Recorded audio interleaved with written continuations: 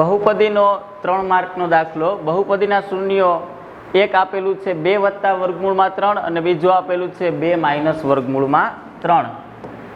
તો બહુપદી આવી બહુપદી બનાવો. હવે જો આ દાખલો બે રીતે ગણી શકાય. સૌથી પહેલા ડાયરેક્ટ બહુપદી, ધારો કે x શૂન્ય x બરાબર 3 આપેલું છે અને x બરાબર 5 આપેલું છે.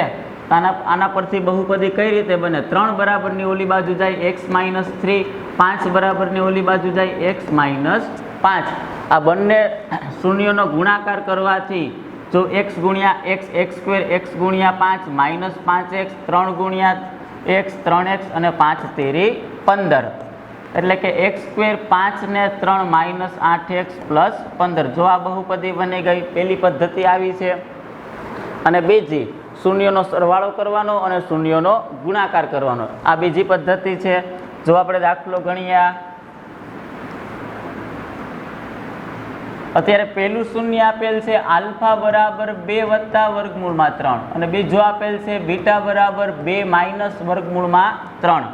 તો હવે આવા દાખલામાં આપણે શૂન્યનો સરવાળો આલ્ફા પ્લસ બીટા મેળવીએ. પહેલું શૂન્ય 2 પ્લસ વર્ગમૂળમાં 3 અને બીજું શૂન્ય 2 માઇનસ વર્ગમૂળમાં 3. વર્ગમૂળ 3 કેન્સલ થાય. 2 ને 2 કેટલા થયા?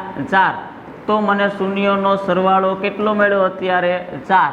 હવે શૂન્યનો ગુણાકાર alpha into beta, 2 plus 3 under route 3 અને 2 માઇનસ અંડર રૂટ 3. આનો ગુણાકાર કરવામાં આવે તો એ ઓછા બી એ વત્તા બી. સૂત્ર અત્યારે એ સ્ક્વેર માઇનસ બી સ્ક્વેર, એટલે કે પ્રથમ પદનો વર્ગ 2 નો વર્ગ 4 અને વર્ગમૂળમાં 3 નો વર્ગ ખાલી 3. તો શૂન્યનો ગુણાકાર કેટલો આવ્યો? 4 માંથી 3 જાય તો 1.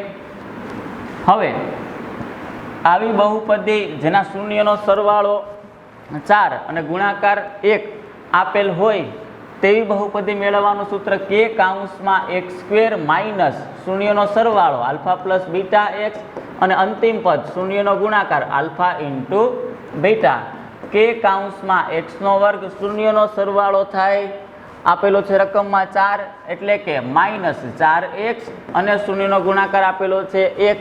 તો લખી નાખીએ ગુણાકારની જગ્યાએ 1. આ આપણો જવાબ k કાઉન્સમાં x square minus 4x plus 1.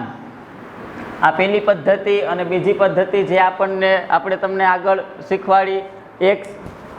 જો બીજી પદ્ધતિ x શૂન્ય ઓલી બાજુ જાય માઇનસ 2 માઇનસ રૂટ 3 અને બીજું શૂન્ય x માઇનસ 2 અને અંડર રૂટ 3 માઇનસ છે બરાબરની ઓલી બાજુ જાય તો પ્લસ રૂટ 3.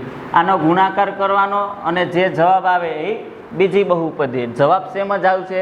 ખરેખર પદ્ધતિ આ છે શૂન્યનો સરવાળો શૂન્યનો ગુણાકાર મેળવવાનો, એના પરથી સૂત્રમાં કિંમત મૂકવી અને બહુપદી લઈ આવવી.